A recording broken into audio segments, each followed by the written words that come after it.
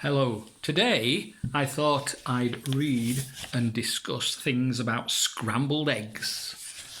I don't like to brag and I don't like to boast, said Aubrey, but speaking of toast, and speaking of kitchens and bake-up and cake, and kettles and stoves and the stuff people bake. Well, I don't like to brag, but I'm telling you, Eli, that speaking of cooks, I'm the best that there is. EI.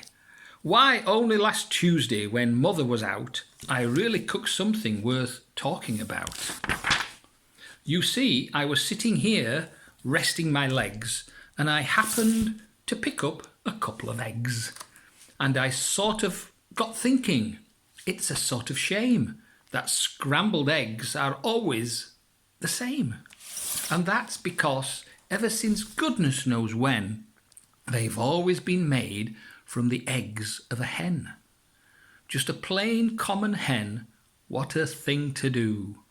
With all those other eggs that you could choose from, you know.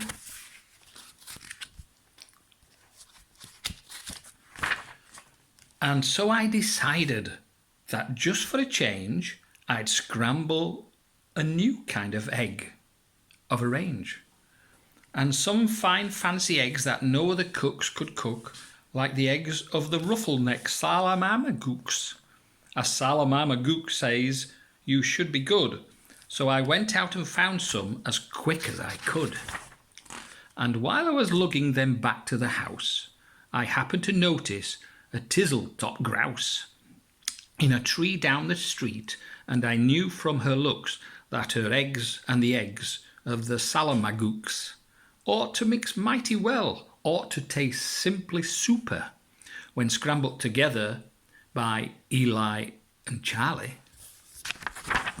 So I took some eggs home and I frizzled them up, and I added some sugar, 2/3 of a cup, and a small pinch of pepper, and also a pound of horseradish sauce that was sitting around, and also some nuts.